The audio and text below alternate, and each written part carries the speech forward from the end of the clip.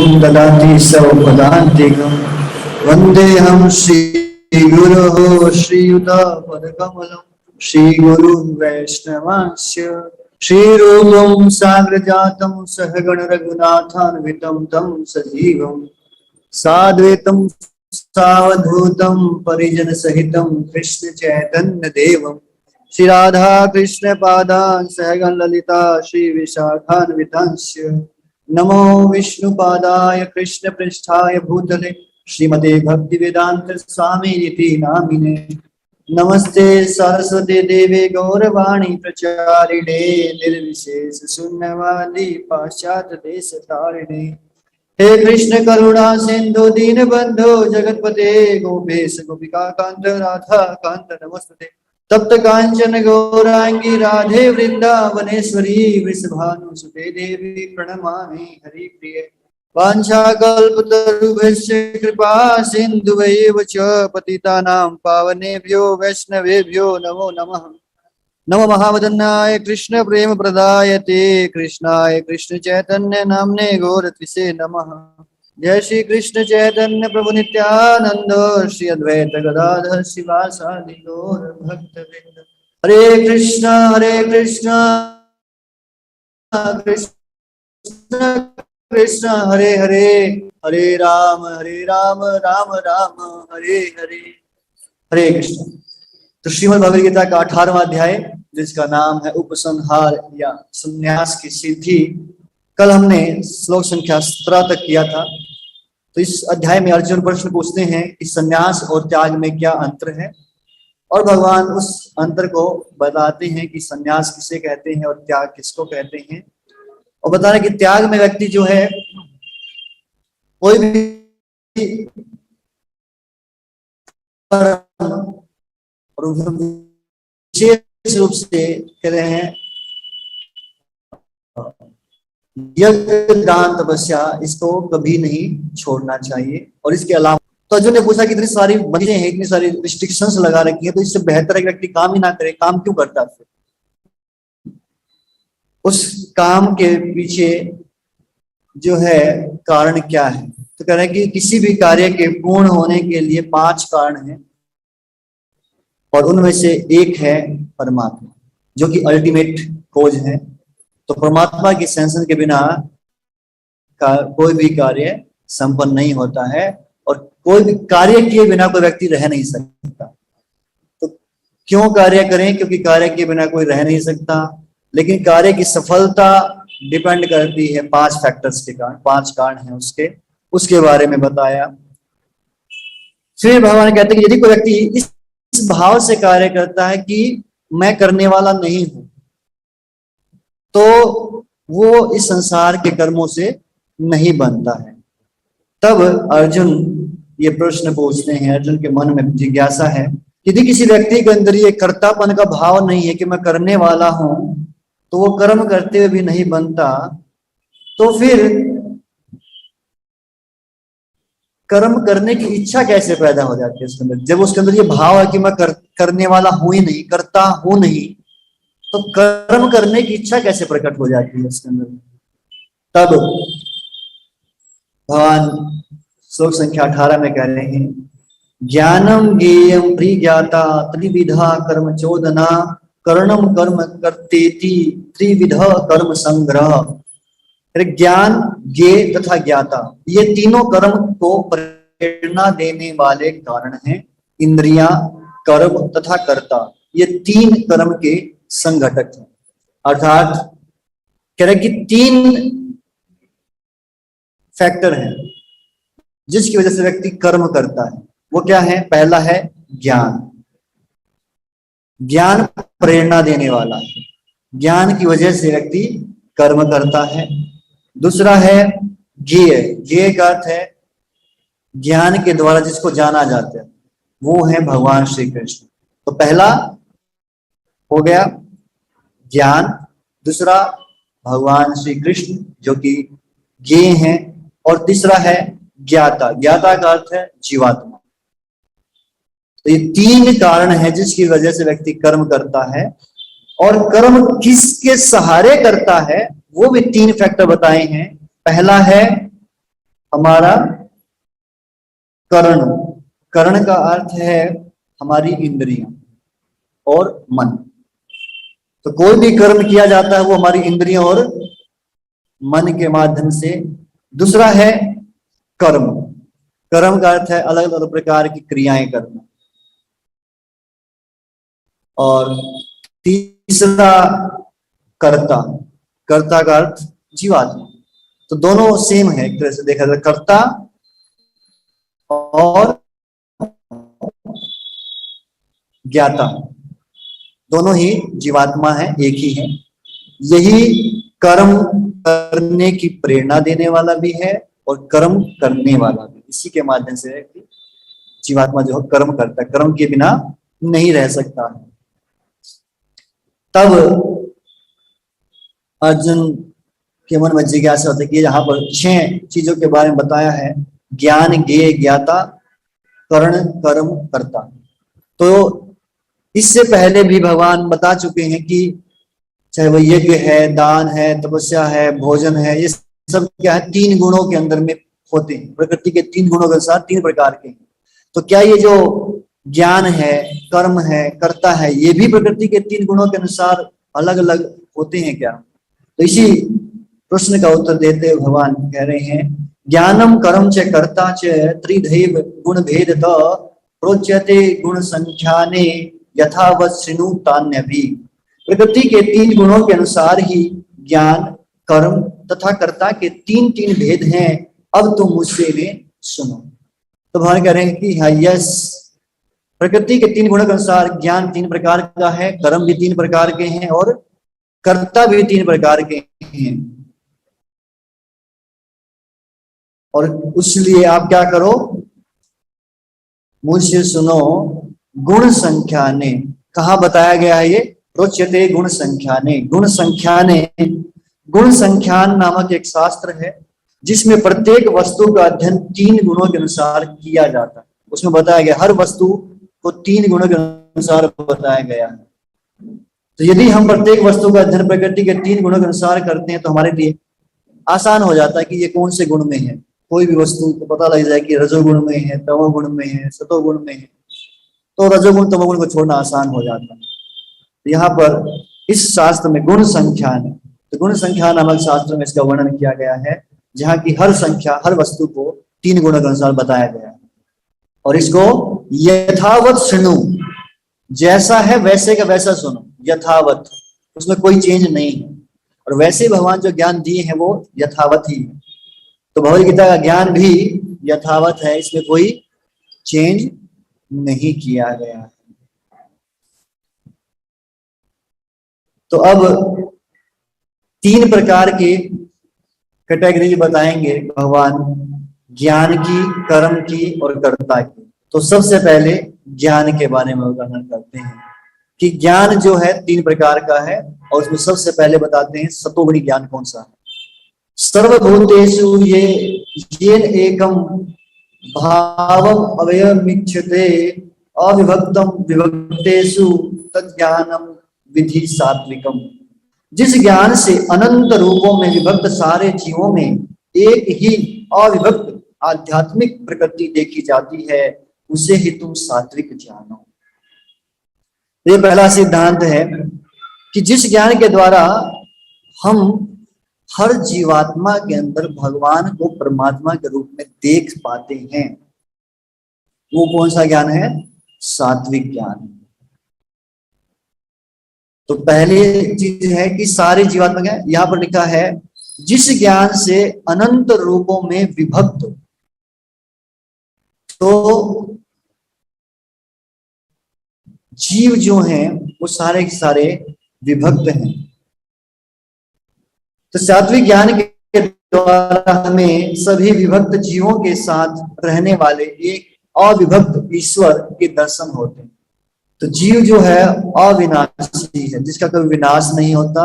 और यहां पर कहा जा रहा है कि उस जीवात्मा के साथ में कौन रहते हैं?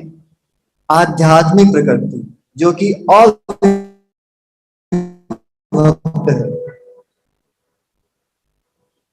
विभक्त मतलब जिसके विभाजन हो जाता है, और अविभक्त जिसका विभाजन नहीं होता।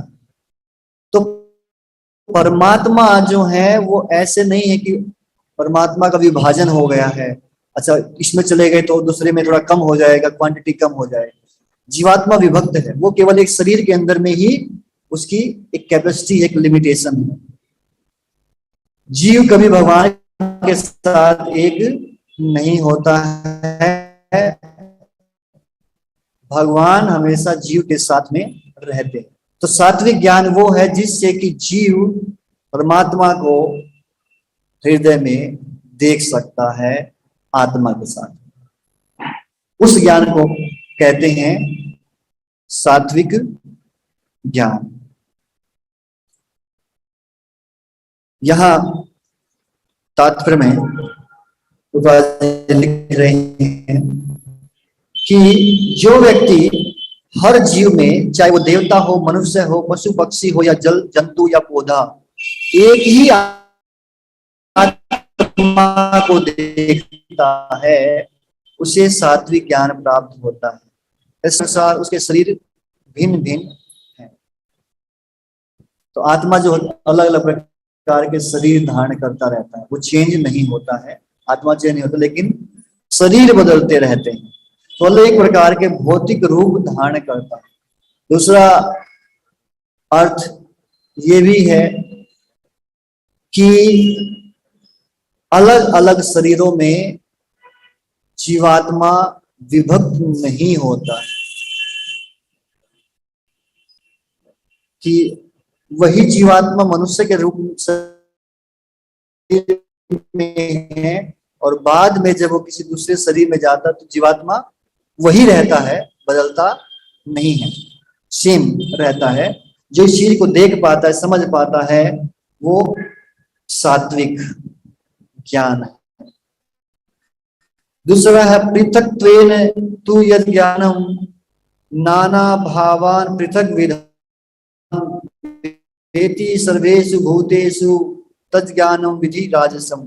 जिस ज्ञान से कोई मनुष्य विभिन्न शरीरों में भिन्न भिन्न प्रकार का जीव देखता है, उसे तुम राजसी जानो।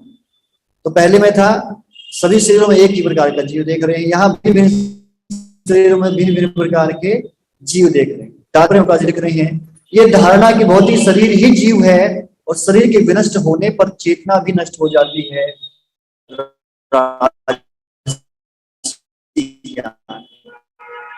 कि हम शरीर हैं और शरीर जैसे नष्ट होगा, एक शरीर दूसरे शरीर से भिन्न है, क्योंकि उनमें चेतना का विकास भिन्न प्रकार से होता है, अन्यथा चेतना को प्रकट करने वाला पृथक आत्मा ना रहे।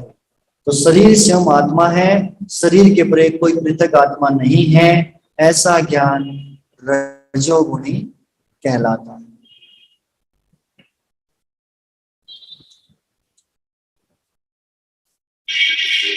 तो ये धारणा की भौतिक शरीर ही जीव है और शरीर के विनष्ट होने पर चेतना नष्ट हो जाती है, रजोगुणी ज्ञान।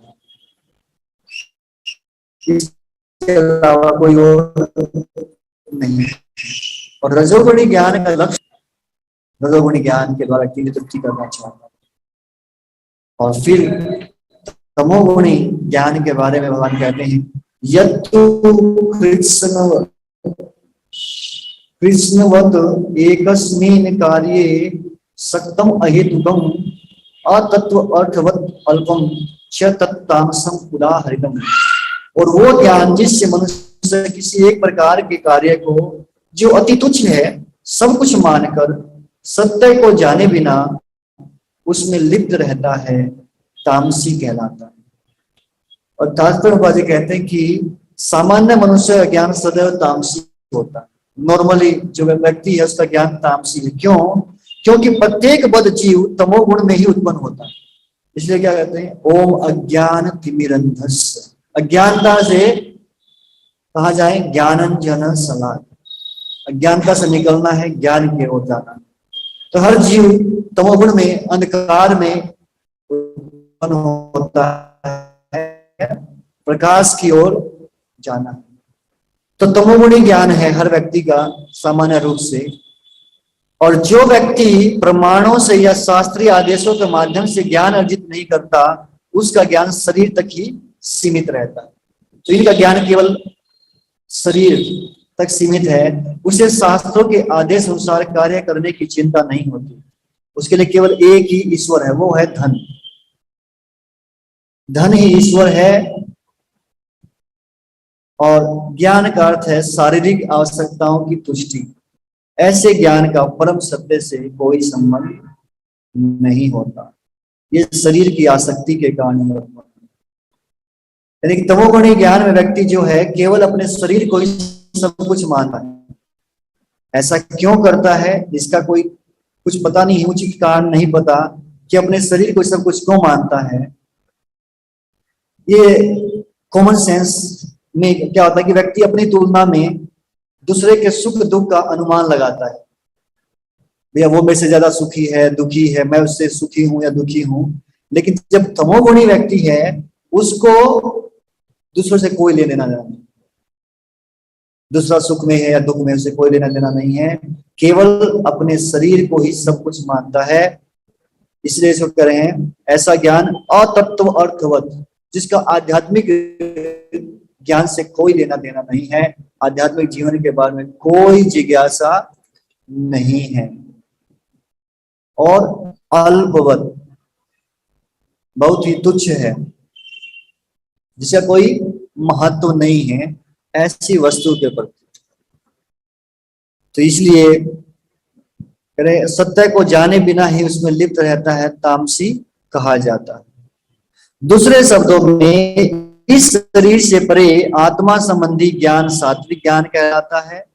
जिस ज्ञान से लौकिक तर्क और चिंतन द्वारा नाना प्रकार के सिद्धांत तथा वाद जन्म ले, वो राजसी और शरीर को सुख में बनाए रखने वाले ज्ञान को तामसी कहा जाता है। तीनों ज्ञान को समराइज करते हुए वाले लिख रहे हैं कि जो आत्मा के बारे में जो ज्ञान है, आत्मा के बारे में जिस व्यक्ति समझता है वो सात्विक है, जिसमें अपने शरीर के अनुसार अलग अलग प्रकार के सिद्धांत व्यक्ति बनाता है,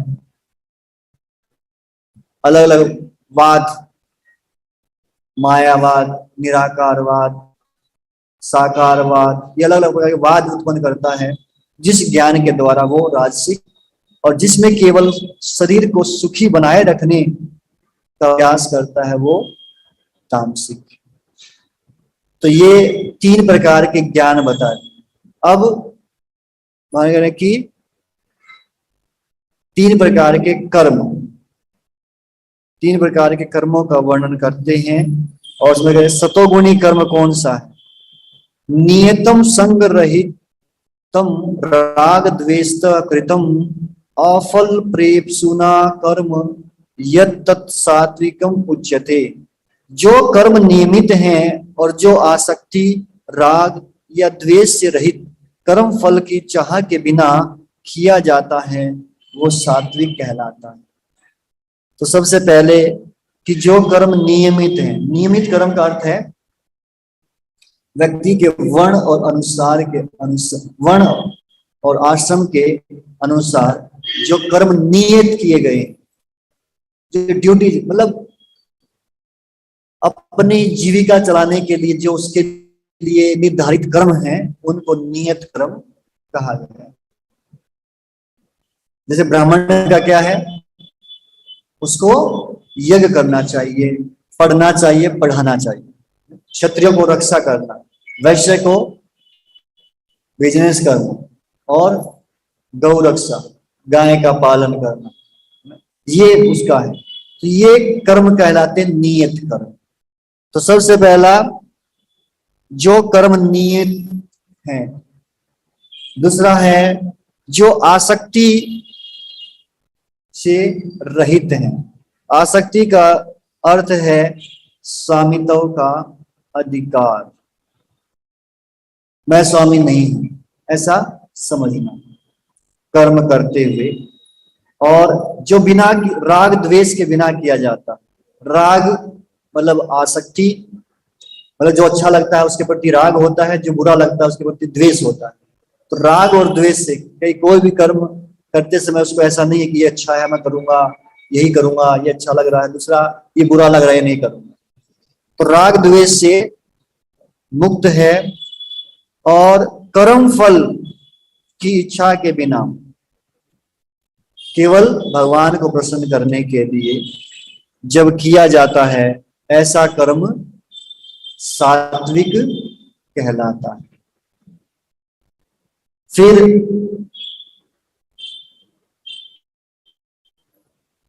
आगे है राजसी कर्म कौन सा है। श्लोक संख्या 24। यत्तु कामेप्सुनः कर्म स अहंकारेण वा पुनः क्रियते बहुलायासम तद राजसम उदाहरितम। लेकिन जो कार्य अपनी इच्छा पूर्ति के निमित्त प्रयास पूर्वक एवं मिथ्या अहंकार के भाव से किया जाता है वो रजोगुणी कहलाता है। तो रजोगुणी कर्म कौन सा है? जो कि अपनी इंद्र तृप्ति की इच्छा से किया जाता है। जिस कर्म को करते समय व्यक्ति अपनी इंद्र तृप्ति की इच्छा रखता है वो रजोगुणी है। और दूसरा मिथ्या अहंकार, यानी कि ये दिखाना चाहता है कि मैं ये कार्य कर रहा हूं क्योंकि मैं क्वालिफाइड हूं इस कार्य को करने के लिए, ऐसा कार्य करना। और वो तीसरा प्रयास, बहुत मेहनत करता है, आयासम कठिन परिश्रम से बहुत मेहनत करता है उस कार्य को करने के लिए, ऐसा कर्म जो है वो राजसिक कहलाता है। यानी कि जिस कर्म को अपनी इंद्र तृप्ति की इच्छा के लिए किया जाता है, अहंकार की भावना से, कर्ता की भावना से और बहुत मेहनत से, बहुत प्रयास करके किया जाता है, वो राशि है। तामसिक कर्म के बारे में भगवान कहते हैं अनुबंधम क्षयम हिंसाम अनपेक्ष च पौरुषम मोहाद आरभते कर्म यत् तामसम उच्यते। जो कर्म मोहवश शास्त्रीय आदेशों की अवहेलना करके तथा भावी बंधन की परवाह किए बिना या हिंसा अथवा अन्यों को दुख पहुंचाने के लिए किया जाता है वो तामसिक कहलाता है। तो तामसिक का कैसे किया जाता है? पहला है अनुबंधम। अनुबंधम मतलब इसका रिजल्ट क्या होगा, जो मैं कर्म करने जा रहा हूं उसका क्या रिजल्ट होगा, ये सोचे बिना, ये विचार किए बिना जो कर्म किया जाता है वो तामसिक। और दूसरा क्षयम। क्षय मतलब विनाश, कि मेरा क्या नुकसान होगा, क्या हानि होगी मेरी, इस बारे में कोई विचार नहीं करता उस कर्म को करने से, ऐसा कर्म तामसिक कहलाता है। रावण ने भगवान माता सीता को लेके गए, क्या नुकसान होगा ये सोचा नहीं, बताया भी और फिर भी उसके ऊपर दिमाग नहीं लगाया। तीसरा हिंसा। हिंसा मतलब अन्यों को कष्ट पहुंचाना। तो जो कर्म दूसरों को कष्ट पहुंचाने के लिए किए जाते हैं, दूसरों को नुकसान पहुंचाना, जैसे कंस ने क्या किया, आदेश दिया जाओ जितने छोटे छोटे बच्चे पैदा है सबको मारो, दूसरों को कष्ट पहुंचाने के लिए, तामसिक कर्म। चौथा क्वालिफिकेशन है अनपेक्षम पौरुषम। अनपेक्षम च पौरुषम, कि मेरी कितनी योग्यता है ये जाने बिना वो उस कर्म को करने लग जाता है जिसको कर नहीं सकता है, पर समझता नहीं कि मेरी क्या लिमिटेशन है, मेरी क्या कैपेसिटी है। अपने सामर्थ्य पर विचार किए बिना कर्म करो, मैं कर भी सकता हूं कि नहीं। जैसे जब भगवान शांति दूत बन के गए तो क्या हुआ, दुर्योधन ने उनको बंदी बनाने का प्रयास किया। भाई पहले अपने सामर्थ्य देखो कि आप भगवान को बंदी बना सकते हो नहीं बना सकते। तो ऐसा कर्म जो अपने सामर्थ्य से बाहर किया जा रहा है वो क्या है? तामसिक। उसके ऊपर विचार नहीं किया कि मैं कर सकता हूं कि नहीं कर सकता। और पांचवी क्वालिफिकेशन तामसिक कर्म की है, जो कर्म मोह के कारण किया जाता है। मोहाद आरभ्यते कर्म, मोह के कारण। धृतराष्ट्र ने अपने बेटे का साथ दिया सारे उसके कुकर्मों में, किस वजह से? पुत्र मोह के कारण। मोह ही था तो सारे के सारे वो कार्य क्या है? तामसिक है। तात्म्यबाजी लिखते हैं, उत्तरदायित्वहीन कर्म विनाशकारी। मतलब ऐसा कर्म जिसके लिए आप कोई रिस्पॉन्सिबल नहीं हो, विदाउट रिस्पॉन्सिबिलिटी के कोई कार्य किया जाता है, वो विनाशकारी है, क्योंकि इससे शास्त्रीय आदेशों का विनाश होता है। तो शास्त्रों के आदेशों के अनुसार नहीं किया जाता है। ये प्राय हिंसा पर आधारित होता है और दूसरों के लिए दुखदायी होता है। उत्तरदायित्व से हीन ऐसा कर्म अपने निजी अनुभव के आधार पर किया जाता है, ये मोह कहलाता है। और ऐसा समस्त मोहग्रस्त कर्म तमोगुण के फलस्वरूप ही होता है, तमोगुण के कारण। अब कर्म बता दिया है, ज्ञान बता दिया है, तीसरा फैक्टर था कर्ता। तो कर्ता के बारे में अर्जुन बोले कि कर्ता के बारे में बताएंगे, तो कौन सा कर्ता पहला बताएंगे? सात्विक कर्ता के बारे में। तो सात्विक कर्ता के बारे में कहते हैं, मुक्त संगो अनअहमवादी धृत्य उत्साह समन्वित सिद्ध असिद्ध निर्विकारो कर्ता सात्विक उच्यते। जो व्यक्ति भौतिक गुणों के संसर्ग के बिना अहंकार रहित संकल्प तथा उत्साह पूर्वक अपना कर्म करता है और सफलता अथवा असफलता में अविचलित रहता है, वो सात्विक कर्ता कहलाता है। तो सात्विक कर्ता वो है जो कि सबसे पहला है मुक्त संगो, भौतिक संसर्ग से मुक्त या आसक्ति से मुक्त। भौतिक आसक्ति जो है, भौतिक वस्तुओं के प्रति जो आसक्ति है, उससे मुक्त होता है सात्विक कर्ता। दूसरा अनअहमवादी। अनअहमवादी का मतलब, अहमवादी जो है वो जो हमेशा अपने बारे में बोलता है, देखो मैंने किया है, अपने बारे में ही जो बात करता है, ये मैंने किया, मेरे अलावा कौन कर सकता था, ये है अहमवादी। और ये करता सात्विक करता क्या है? अनअहमवादी, उसका विपरीत, जो कि अपने विषय में नहीं बोलता। जैसे एक बार प्रभुपाद जी जो हैं क्लास दे रहे थे, क्लास के बाद किसी ने पूछा प्रभुपाद जी से कि एक फेमस व्यक्ति था एलन गिन्सबर्ग, तो कह के आप एलन गिन्सबर्ग के गुरु हैं क्या? प्रभुपाद जी कहते हैं नहीं, मैं तो किसी का गुरु नहीं, मैं हर एक व्यक्ति का दास हूं। मतलब मैं हूं, मैं गुरु बना, ऐसा कोई भाव नहीं।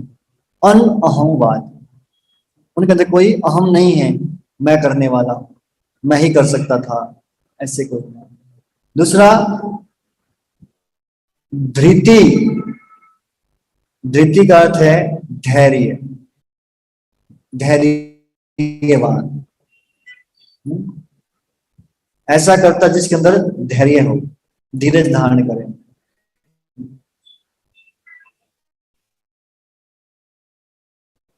और चौथा है उत्साह। उत्साह का अर्थ किसी भी कार्य करने के लिए बहुत ईगर है। इस तात्पर्य लिखते हैं, कार्य के पूर्ण होने तक वो सदैव उत्साह से पूर्ण रहता है।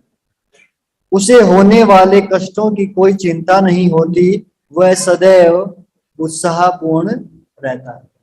मतलब जो करता फुल टाइम उत्साहित रहता है वो सतोगुणी कहलाता है। मतलब जब तक काम खत्म नहीं हो जाएगा तब तक उत्साह बना रहेगा, वही उत्साह जो शुरुआत में था अंत तक बना रहता है। तो कृपा जी के एक डिसाइपल थे जैनपु, उनके बारे में हमने पहले भी डिस्कस किया था। जैनपु जो है बहुत उत्साहित रहते थे रथ यात्रा को लेकर। तो कोई भी रथ यात्रा होती जैनपु उसी उत्साह के साथ उसको करने के लिए लगे रहते थे। ऑर्गेनाइजर वही थे, फंड कलेक्शन उन्हीं का, सब कुछ अकेले ही करते थे, रथ बनाना वो भी खुद ही। तो बहुत ही उत्साह था उनके अंदर। और बैनर लगाना रथ यात्रा की, ये सब का सारे के सारे कार्य करते थे। यहाँ तक कि अंतिम समय तक उनको कैंसर हुआ था, कैंसर की वजह से शरीर छोड़ा। उस समय भी किसी को बता नहीं रहे थे कि मेरी सेवा चली जाएगी, उस समय भी। और इतना उत्साह रहता था कि मतलब मैकेनिक थे वो, मैकेनिकल इंजीनियर, ठीक है, गाड़ी ठीक कर रहे थे। तो गाड़ी के अंदर घुस के, जो गाड़ी के नीचे घुस करके गाड़ी ठीक कर रहे हैं, और दो लोग जा रहे हैं वहां से, उनको रोक करके और कृष्ण के बारे में बता रहे हैं, प्रचार कर रहे हैं। इधर काम कर रहे हैं, शकल नहीं दिखाई दे रही है, लेकिन क्या कर रहे हैं, प्रचार कर रहे हैं। इतना उत्साह। और यही थे, टैक्सी चला के पूरा दिन टैक्सी चलाते थे, और जितना पैसा मिलता था उससे भगवान के लिए, भक्तों के लिए जो चीज की आवश्यकता होती वो लेके आते, पूरा सारा का सारा पैसा उसी में लगाते थे। उत्साह इनका भक्ति के लिए, गुरु की सेवा के लिए, भगवान की सेवा के लिए बहुत। तो ऐसा करता वो सतोगुणी। और पांचवा, जो सिद्ध असिद्ध, सफलता और असफलता में निर्विकार, यानी कि अविचलित रहता, दोनों में समान, सफलता मिले या असफलता मिले। बाजी लिखते हैं तात्पर्य में, वह सफलता या विफलता की परवाह नहीं करता, वो सुख दुख में संभाव रहता। जैसे जटायु था, जटायु को पता था मैं जीत नहीं सकता रावण से, मेरे को सफलता नहीं मिलेगी, लेकिन फिर भी उसने अपना कर्म किया कि कोई बात नहीं, सफल हो या असफल हो मुझे अपना कर्म करना। तो ऐसा करता जो है वो, जो सफलता और असफलता में एक समान रहता है, सतोगुणी कहलाता। अब रजोगुणी कर्ता के बारे में भगवान कहते हैं, रागी कर्म फल प्रेप्सु, लुब्धो हिंसात्मको असुचि, हर्ष शोकान्वित कर्ता, राजस प्रीकीर्तित। जो कर्ता कर्म तथा कर्म फल के प्रति आसक्त होकर फलों का भोग करना चाहता है, तथा जो लोभी, सदैव ईर्ष्यालु, अपवित्र और सुख दुख से विचलित होने वाला है, वो राजसी कहा जाता है। तो राजसी व्यक्ति की क्वालिफिकेशन क्या बताई है? पहला है रागी। रागी मतलब आसक्त, अपने कार्य के प्रति या फल के प्रति आसक्त रहता है। और यहां पर वो आसक्ति किस कारण से है? भौतिक पदार्थों। वह लिखते हैं, मनुष्य सदैव किसी कार्य के प्रति या फल के प्रति इसलिए अत्यधिक आसक्त रहता है क्योंकि वो भौतिक पदार्थों, घर बार, पत्नी तथा पुत्र के प्रति अत्यधिक अनुरक्त होता है। तो किसके प्रति आसक्ति है? घर बार, पत्नी, पुत्र और भौतिक पदार्थ के प्रति आसक्ति। तो बहुत आसक्ति नहीं, अत्यधिक आसक्ति, आवश्यकता से ज्यादा है। तो ऐसा व्यक्ति जो है घर परिवार के मामलों में ही रुचि लेता है, उसको कहते हैं रागी। अपनी फैमिली के बारे में सोचना, दूसरों के बारे में कुछ नहीं। दूसरा, रागी के बाद है कर्म फल प्रेपशूर, यानी कि कर्म के फल का इच्छुक, कर्म के फल को प्राप्त करने की इच्छा करने वाले। तो रजोगुणी कर्ता का दूसरा लक्षण हो गया जो कि वैदिक कर्मों को करता है, शास्त्रों के आदेशों का पालन करता है, लेकिन किस लिए? कर्म फल के लिए, मेरे को फल मिले कुछ इसलिए करता है। तीसरा, लुब्धो, लुब्धो मतलब लोभी, वो बहुत ही लोभी। तात्पर्य लिखते हैं सामान्यतः वो अत्यंत लोभी होता है और सोचता है कि उसके द्वारा प्राप्त की गई प्रत्येक वस्तु स्थायी है और कभी नष्ट नहीं होगी, और इकट्ठा करो और इकट्ठा करो, लोभ।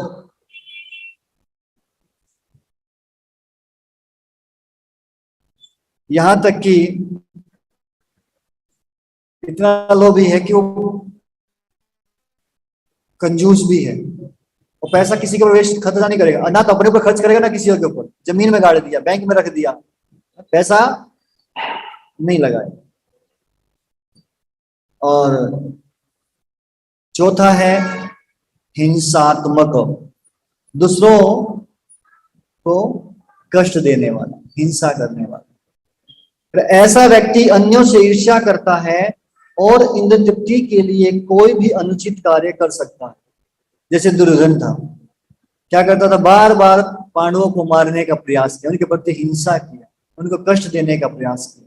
तो ऐसा करता क्या है? कौन सा? रजोगुण। और पांचवा है अपवित्र, अशुचि, अपवित्र। तो बाजी लिखते हैं तात्पर्य में, ऐसा व्यक्ति अपवित्र होता है, वो ये चिंता नहीं करता कि उसकी कमाई शुद्ध है या अशुद्ध, वो ये काला धन है कि वाइट है, कोई मतलब नहीं, बस पैसा आना चाहिए। तो इस प्रकार से कर्म करने वाला है, बिना विचार किए कि पैसा कमाओ बस कैसे ना कैसे, चाहे धोखा दे के चाहे सही तरीके से, वो है रजोगुण। क्योंकि उसके लिए केवल एक ही मोटिव है, पैसा। पैसा किस लिए? इंद्र तृप्ति करने के, अपने इंद्रियों को संतुष्ट करने के। और छठा है हर्ष शोकान्वितो, हर्ष और शोक से भरा हुआ। हर्ष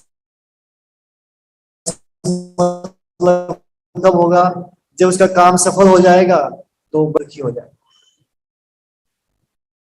सात्विक कर्ता कौन सा था? जो दोनों में समान रहता है, असफलता मिले सफलता मिले। लेकिन रजोगुणी सफलता मिलने पे खुश हो जाता है, हर्षित हो जाता है, और असफलता मिलने पर शोक करता है, दुखी हो जाता है। फिर है तमोगुणी कर्ता। तमोगुणी कर्ता के बारे में भगवान कह रहे हैं, अयुक्त प्राकृत स्तब्ध सठो निष्कृतो अलस विषादी दीर्घ सूत्री च कर्ता ताम से उच्यते। जो कर्ता सदा शास्त्रों के आदेशों के विरुद्ध कार्य करता रहता है, जो भौतिकवादी, हठी, कपटी, अन्यों का अपमान करने में पटु है, जो आलसी, सदैव खिन तथा काम करने में दीर्घ सूत्री है, तमोगुणी कहलाता। अयोग्य, अयोग्य करता मतलब वो ऐसा काम मांगता है जो उसके बस की बात नहीं है, उसके लिए अयोग्य है, उस कार्य को करने के लिए अयोग्य है। ये सामान्य शिष्टाचार है कि हम यदि कोई सेवा मांगते हैं तो कुछ ऐसी सेवा मांगते हैं जो हमारे लिए योग्य हो, या कि जिसको करने की योग्यता हमारे पास में हो। और मान लो कोई व्यक्ति कहे कीर्तन करना है और गाना आता नहीं, योग्यता नहीं है, लेकिन ऐसा कार्य करने के लिए कहे तो उसको क्या कहेंगे? तमोगुणी। तो तमोगुणी व्यक्ति अपनी सीमित योग्यता पर विचार ना करके कुछ ऐसा कार्य करना चाहता है जो उसकी योग्यता से बाहर हो। दूसरा, अशिक्षित। अशिक्षित का अर्थ है कि उस काम को कैसे करना है इसका नॉलेज नहीं है, पर फिर भी उस काम को करने में लग जाए। पता नहीं, देख लेंगे, हो जाएगा, जैसे भी कर ही लेंगे। अशिक्षित है यानी कि कार्य को करने की कला को नहीं जानता, फिर भी उस कार्य को अपने ऊपर ले लेता कि मैं इस कार्य को करूंगा, ऐसा करता कहलाता है कौन सा? तमोगुण। तो एक उदाहरण है, एक लकड़हारा था, वो जंगल में लकड़ी काटने के लिए जब जा रहा था तो किसी व्यक्ति ने समझा, देखो भाई जंगल में जाते हो, जंगली जानवर होते हैं, कुछ हथियार वथियार लेके जाना चाहिए, कुछ तलवार भाला कुछ ऐसे साथ में रखो।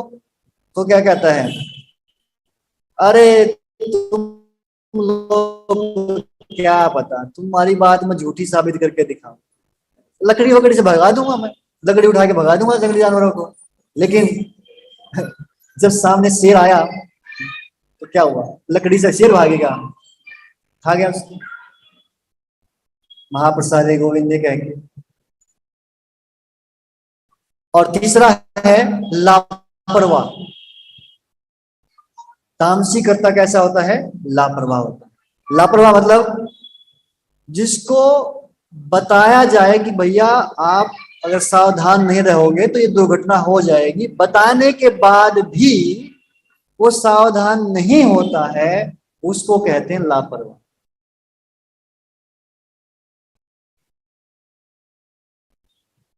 भक्ति सिद्धांत ठाकुर एक स्टोरी सुनाते हैं। वो कहते हैं कि एक बार एक राजा ने अपने बच्चों को जो है, उसकी लड़की को बंदर बड़े पसंद, तो एक पूरा गार्डन बना दिया, गार्डन में बंदर ही बंदर, बहुत बंदर वहां पे, और पूरा फ्रूट से भरा हुआ था, खाने पीने कोई टेंशन नहीं, बंदर बड़ा मजे से रहते। तो एक बूढ़ा बंदर था उसमें, उसने देखा कि एक भेड़ जो है ना, एक भेड़ वो डेली जो है किचन के पास जाती है, किचन में घुस जाती है, और किचन में जो काम करने वाले रसोइये हैं वो उसको डंडे से पीट के भगाते हैं।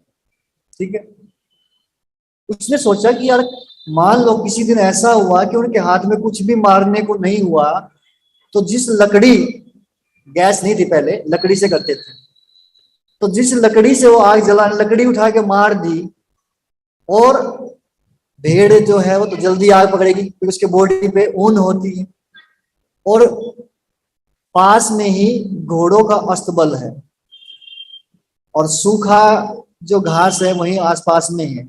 यदि भेड़ उस सूखे घास के पास चली गई, अस्तबल में आग लग गई, घोड़ों की स्किन जल जाएगी, और घोड़ों के जलने पर बंदर की स्किन ही काम आती है।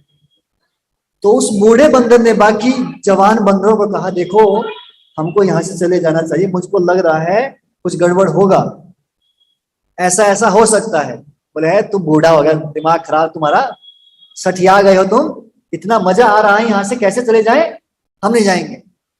अब बूढ़ा बंदर वहां से चला गया।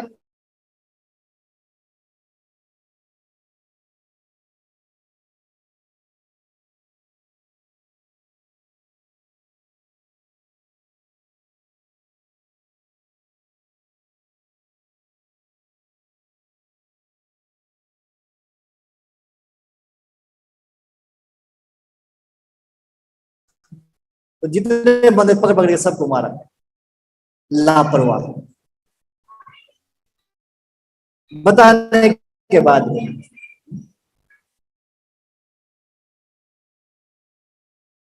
अंदर कुछ है बाहर कुछ। भक्ति सिद्धांत ठाकुर एक और स्टोरी सुनाते हैं, बालम राइस, सुना है? एक व्यक्ति था, उसके पास कोई नौकर रुकता नहीं था, वे काम पे जिसको भी रखता भाग जाते थे। तो उसके एक दोस्त ने बोला, एक काम करो, जिसको तुम अपने काम पे रखते हो ना, उसको 2 टाइम बासमती चावल घी डाल के, देसी घी डाल के वो खिलाओ। बोला ठीक है। उसने खिलाना स्टार्ट किया, तो कुछ दिन खाया, तो एक दिन जो है इस सेवक को लगा कि काम कुछ ज्यादा ही हो रहा है, सैलरी कम है, कहीं और जाता हूं, चला गया छोड़ के। लेकिन जहां भी गया वहां बालम राइस तो मिल नहीं रहा, बासमती राइस ना मिले, घी के राइस साथ में, वापिस आया, बोला कि मैं तो आपसे इतना प्रेम करता हूं, आपको छोड़ के कहाँ जा सकता हूँ। मतलब गया किस लिए था, कपट है ना, अंदर कुछ है बाहर कुछ है, आया किस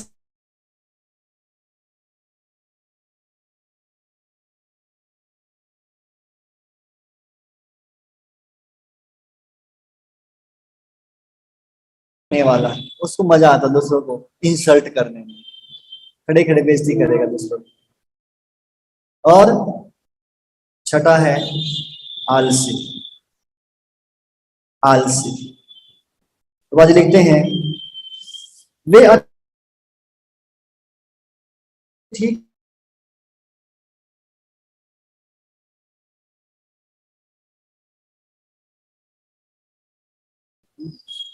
या उसको नहीं करना चाहते, कोई और कर लेगा, आलस, बहुत आलस है। और दीर्घ सूत्री, दीर्घ सूत्री कह रहे हैं जो काम 1 घंटे में हो सकता है उसे वे वर्षों तक घसीटते रहते हैं, ऐसा व्यक्ति दीर्घ सूत्री। मतलब कि हमेशा टालता रहेगा, कोई नहीं बाद में कर लेंगे, थोड़ी देर बाद कर लेंगे, 10 मिनट बाद, 15 मिनट बाद, आज नहीं तो कल, कल नहीं तो परसों, जीवन पड़ा भी तो बहुत बरसों, कर ही लेंगे कभी ना कभी।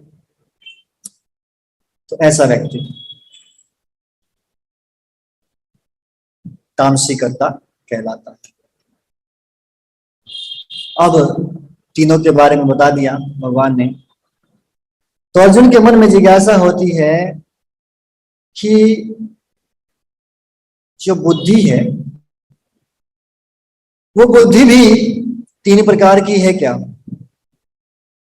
तब भगवान उस बुद्धि के बारे में भी बताते हैं कि गुणों के अनुसार ये बुद्धि भी 3 प्रकार की है।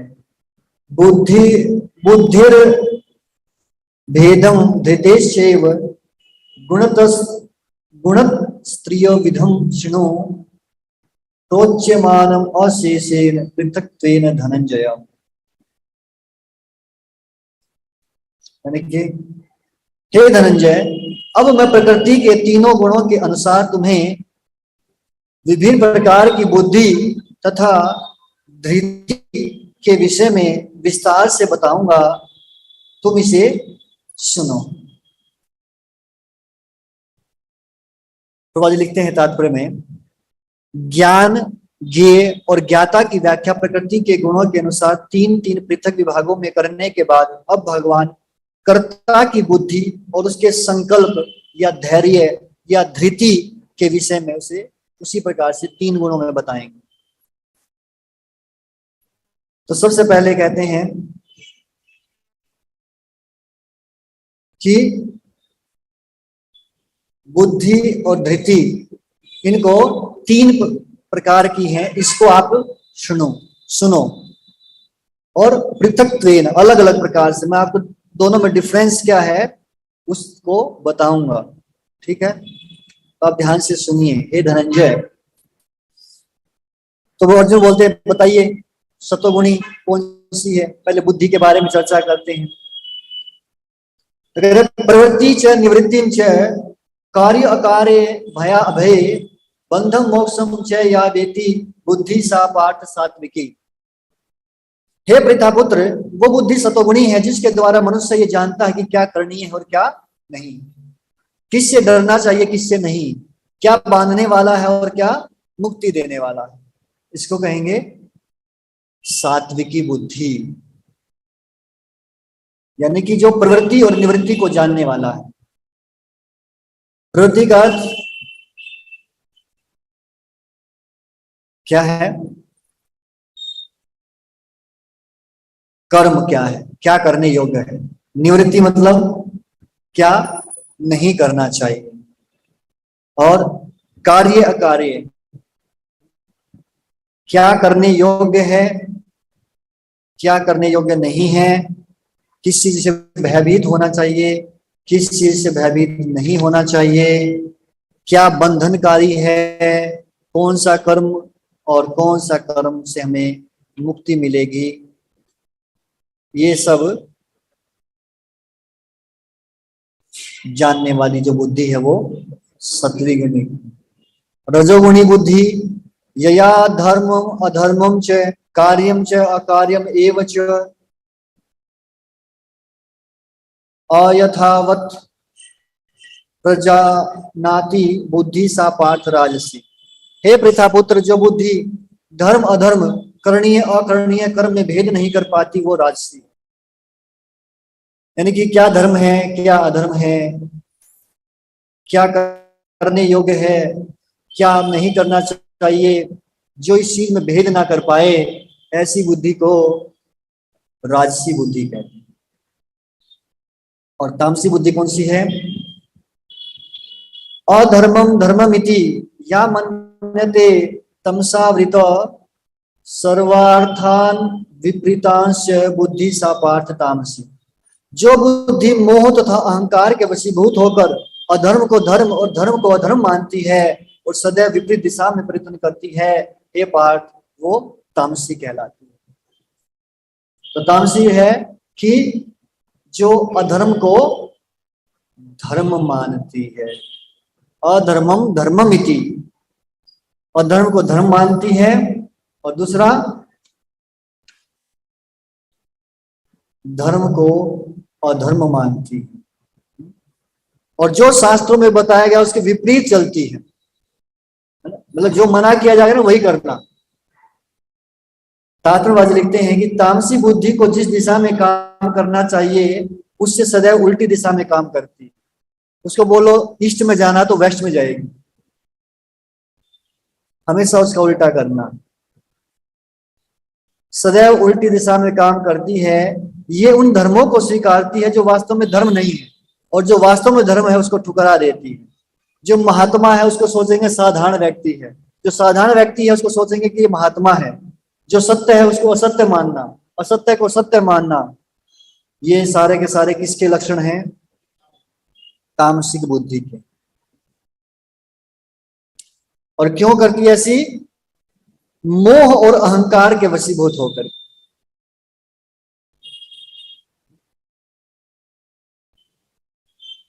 अब तीन प्रकार की बुद्धि बता दी, अब तीन प्रकार की धृति या निष्ठा के बारे में बताएंगे। संकल्प शक्ति, तीन प्रकार का संकल्प क्या है? धृतया यया धार्यते मना प्राणेन्द्रिय क्रिया योगेना व्यभिचारिण्या धृति सा पार्थ सात्विकी। हे पृथापुत्र, जो अटूट है, जिसे योगाभ्यास द्वारा अचल रहकर धारण किया जाता है, और जो इस प्रकार मन प्राण और इंद्रियों के कार्यकलापों को वश में रखती है, वो धृति सात्विक है। धृति का अर्थ क्या बताया है? धृति का अर्थ क्या है? संकल्प शक्ति। तो कौन सी संकल्प शक्ति सात्विक है? पहली अव्यभिचारिणी। अव्यभिचारिणी का अर्थ है कि केवल भक्ति में क्रियाओं में लगता है। जिस अव्यभिचारिणी धृति के द्वारा भक्ति पूर्वक मन की क्रियाओं को धारण किया जाता है। तो आज लिखते हैं तात्पर्य में, अभिचारिण्या शब्द अत्यंत महत्वपूर्ण है क्योंकि ये सूचित करता है कि कृष्ण भावनामृत में तत्पर मनुष्य कभी किसी दूसरे कार्य द्वारा विचलित नहीं होता। और उसके पास ऑप्शन आए, एक तो भक्ति करनी है, एक कोई भौतिक कार्य करना है, तो किसको चूज करेगा? भक्ति को करेगा। दूसरा, धृति के द्वारा मन प्राण इंद्रिय क्रिया, यानी कि अपने प्राणों की क्रिया को धारण करना। प्राणों की क्रिया को धारण करने का मतलब अपना जीवन धारण करना।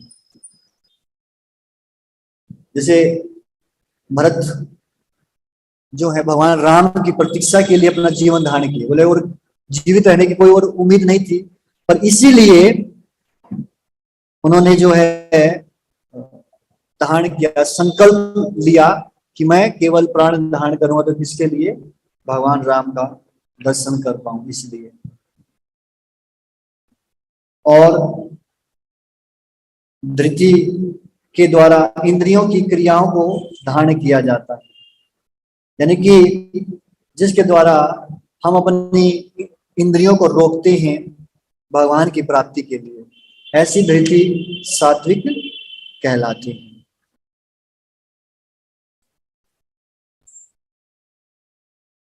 तात्पर्य लिखते हैं कि योग परमात्मा को जानने का साधन है।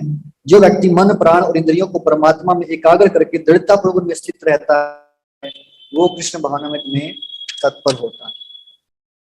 ये तो था सतोगुणी धृति के बारे में। अब रजोगुणी धृति के बारे में भगवान कहते हैं, यया तु धर्म कामार्थान धृतया धार्यते अर्जुन प्रसंगेन फलाकांक्षी धृति सा पार्थ राजसी। लेकिन हे अर्जुन, जिस धृति से मनुष्य धर्म अर्थ काम के फलों में लिप्त बना रहता है, वो राजसी कहलाता है। तात्पर्य लिखते हैं, जो व्यक्ति धार्मिक या आर्थिक कार्यों में कर्म फलों का सदैव आकांक्षी होता है, किसको कर्म फल मिलेंगे ये हमेशा इच्छा करता है, जिस और किस लिए करता है, ताकि इंद्रिय तृप्ति कर सके, और जिसका मन जीवन इंद्रियां इस प्रकार संलग्न रहती हैं, वो रजोगुणी होता है।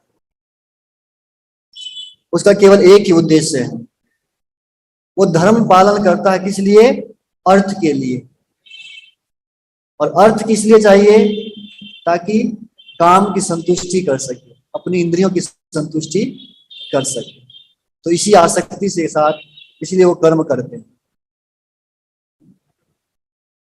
वास्तव में उनकी आसक्ति काम में है, पर इसलिए वो धर्म को फॉलो करते। धर्म अर्थ काम मोक्ष बताया गया है ना, तो जिन्हें लोग धर्म अर्थ काम में फंसते हैं, धर्म करते हैं, कुछ अच्छे कर्म इसलिए करते हैं ताकि भगवान हमें कुछ दें, अर्थ, और उससे क्या होगा, इंद्रिय तृप्ति कर सके, काम, अपनी इंद्रियों की संतुष्टि कर सके। तो ऐसे लोग के हैं फल के आकांक्षी होते हैं, तो उनकी फल के प्रति आकांक्षा है, इसलिए वो धर्म का पालन करते हैं। फिर है तमोगुणी। तमोगुणी धृति वो है, यया सौपनम भयम शोकम विषादम मदम एव च न विमोचन्ते दुर्मेधा धृति सा पार्थ तामसी। हे पार्थ, जो धृति सौपन, भय, शोक, विषाद तथा मोह के परे नहीं जाती, ऐसी दुर्बुद्धि पूर्ण धृति तामसिक है। तो यहां पर कह रहे हैं कि जिसके द्वारा दुर्बुद्धि व्यक्ति सौपन को नहीं छोड़ता। सपन को छोड़ने का अर्थ नहीं है कि जो सतोगुणी इसको सपना नहीं आता, सपन को छोड़ने का अर्थ है कि ज्यादा सोता है। सपना तो आता है, हर एक को आता है, सतोगुणी है, रजोगुणी है, तमोगुणी है, लेकिन जो खूब सोता है, प्रभा जी लिखते हैं, सौपन तो सदा आता है, चाहे वो सात्विक हो, राजसी हो या तामसिक हो। सौपन तो प्राकृतिक घटना है, लेकिन जो अपने को अधिक सोने से नहीं बचा पाते, उसके लिए कोई संकल्प नहीं लेते, और भौतिक वस्तुओं को भोगने के गर्व से नहीं बचा पाते, जो सदैव संसार पर प्रभुत्व जताने का सपना देखते रहते हैं, जिनके प्राण, मन और इंद्रियां इस प्रकार लिप्त रहती हैं, वो तामसी धृति वाला कहलाता है। इसे कहते हैं दुर्मेधा। मेधा मतलब बुद्धि, दुर मतलब बुरी, दुर्बुद्धि, जिसकी बुद्धि बुरी है। तो ऐसी धृति को कहते हैं तमोगुण, जो भय का त्याग नहीं, यदा सौपनम, सपना, भयम, भय का त्याग नहीं करता। भय का त्याग नहीं करने का अर्थ है कि किस प्रकार से व्यक्ति अभय को प्राप्त कर सकता है या भयभीत होने से बच सकता है, वो चीज नहीं करेगा। और शोक, शोक का त्याग नहीं करता है। शोक तब होता है जब किसी वस्तु के प्रति आसक्ति हो और वो चीज हमसे छूट जाए, उसके लिए शोक करता है। और विषाद, विषाद का त्याग नहीं करता। विषाद का अर्थ लिखा है खिन्नता, दुखी होना किसी वजह से।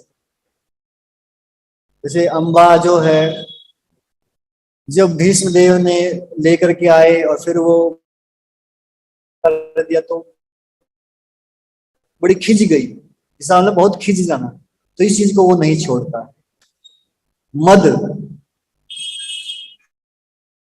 अहंकार जो है उसका त्याग नहीं करता है। जिसकी संकल्प शक्ति ऐसी हो वो तामसी कहलाता है। अब अर्जुन के मन में जिज्ञासा होती है कि सुख जो प्राप्त होता है कर्म करने से, है ना, तो वो सुख भी अलग अलग प्रकार का है या एक ही प्रकार का है? और यदि अलग अलग प्रकार का है तो सात्विक सुख कौन सा है? तो श्लोक संख्या 36 और 37 में भगवान इसी को बताते हैं। क्योंकि अभी तक हम सुन चुके हैं श्लोक संख्या 20 से लेकर 35 तक भगवान ने 3 प्रकार का ज्ञान, 3 प्रकार के कर्म, 3 प्रकार के कर्ता, 3 प्रकार की बुद्धि और 3 प्रकार की धृति का वर्णन किया। तो अब अर्जुन जानना चाह रहे हैं कि सुख भी 3 प्रकार के हैं क्या? तो भगवान कह रहे हैं सुखम त्रिदानीम त्रिविधम शृणु मे भर्तृषभ अभ्यासाद रमते यत्र दुखांतम च निगच्छति यद्दत् अग्रे विषम इव परिणामे अमृतोपमं तत्सुखम सात्विकम उत्तम आत्मबुद्धि प्रसाद।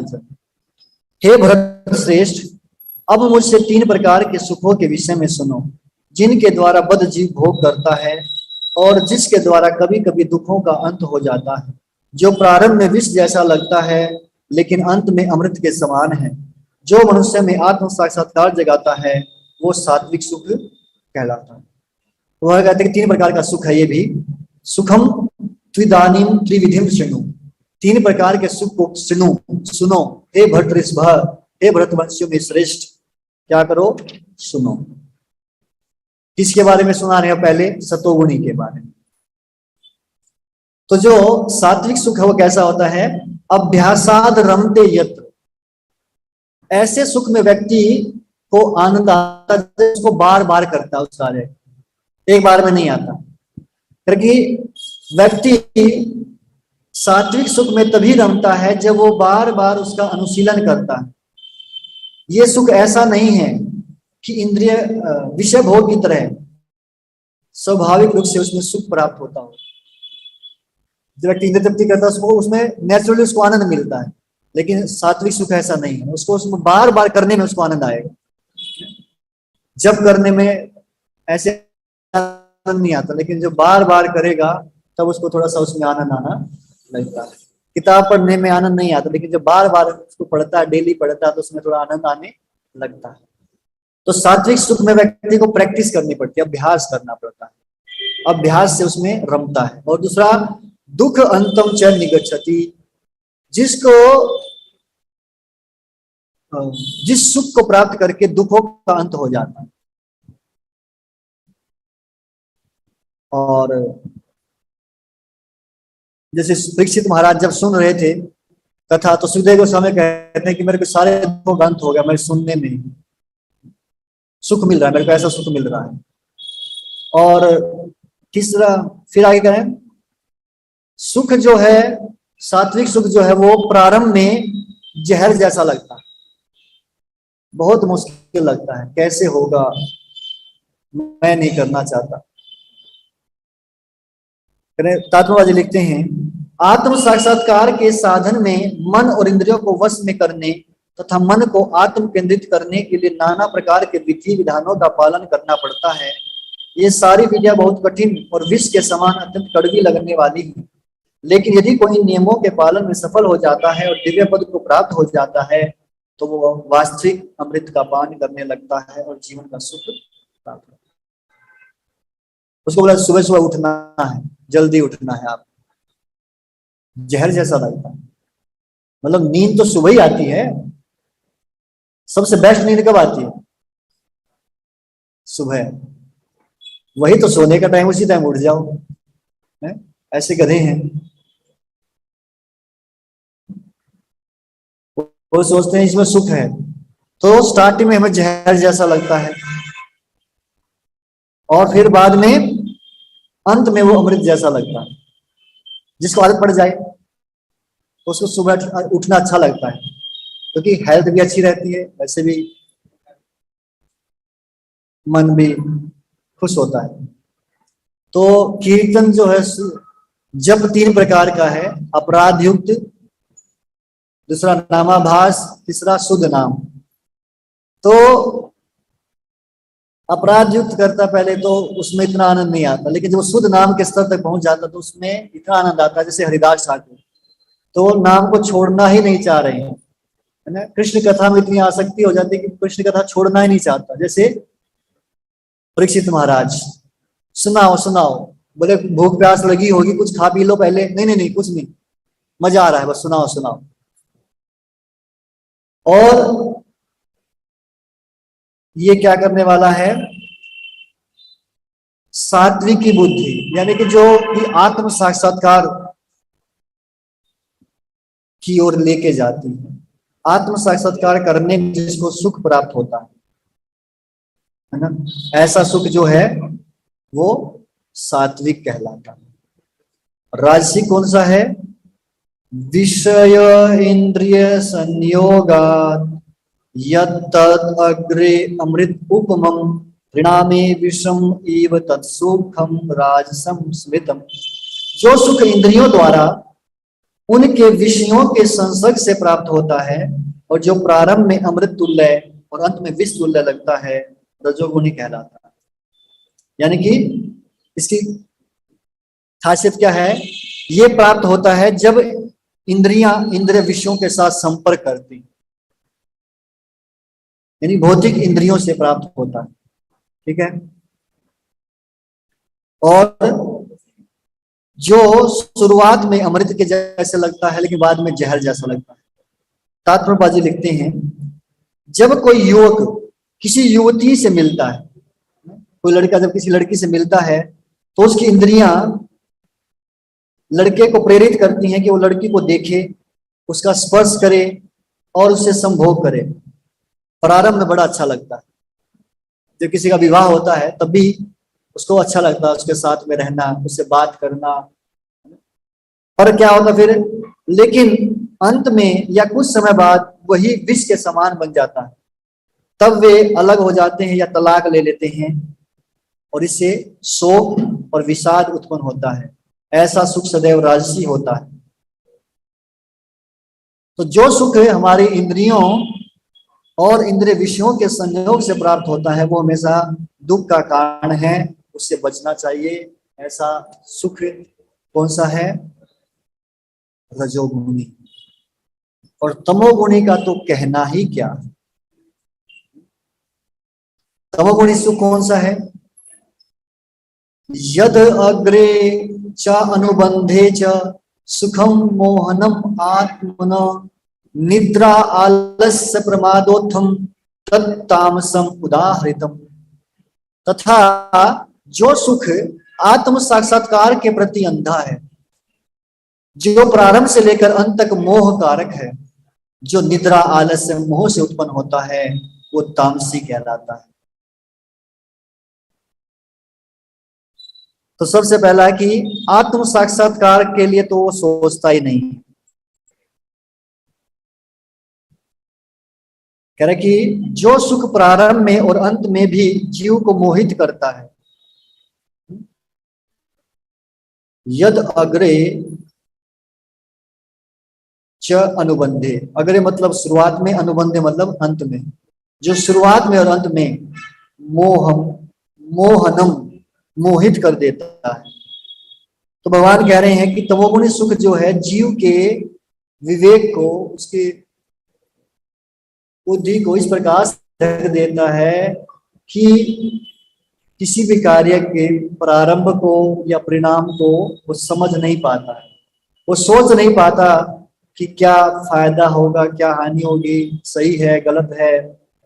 बुद्धि को ढक देता है, इसकी वजह से मोहनम, मोह के कारण। और उसको सुख किस में मिलता है? निद्रा, सोने में मजा आता है। भैया सोने दो बस, कोई रोके ना, कुंभकर्ण को मजा आता था सोने में। और आलस, आलस में मजा आता है। आलस में मतलब कर सकता है व्यक्ति, कार्य को कर सकता है, लेकिन आलस की वजह से उस कार्य को नहीं करता। और तीसरा प्रमाद, प्रमाद मतलब पागलपन, कि पागल इतने पागल हो जाते हैं कि वो क्या कर रहे हैं, किसका अपमान किसका सम्मान, कुछ नहीं समझ पाते। पागल व्यक्ति कैसा होता है? उसको पता नहीं कि वो क्या कर रहा है। तो प्रमाद के कारण तामसी लोग को समय बर्बाद करने में सुख मिलता है। उनको पता नहीं कि समय बर्बाद हो रहा है मेरा, गेम खेल रहे हैं या जो भी कर रहे हैं, मोबाइल पे टाइम वेस्ट कर रहे हैं। तो ये लोग जितना अधिक झूठ कपट बेईमानी करते हैं, उतना ही इनको सुख लगता है। किया मैंने झूठ बोला, उसको बेवकूफ बना दिया, है ना, उसको लूट लिया, बेईमानी किया, ऐसा। तो ऐसा जो सुख है वो कौन सा है? तमोगुणी सुख कहलाता है। हरे कृष्ण। तो बाकी हम कल सुनेंगे। एक और श्लोक कर लेते हैं, श्लोक संख्या 40 भी कर लेते हैं। ना तदस्ति पृथिव्यां वा दिवि देवेषु वा पुनः सत्वं प्रकृति जैर मुक्तम यदेभि स्यात्रिभिर गुणे। इस लोक में, स्वर्ग लोक में या देवताओं के मध्य में कोई भी ऐसा व्यक्ति विद्यमान नहीं जो प्रकृति के 3 गुणों से मुक्त हो।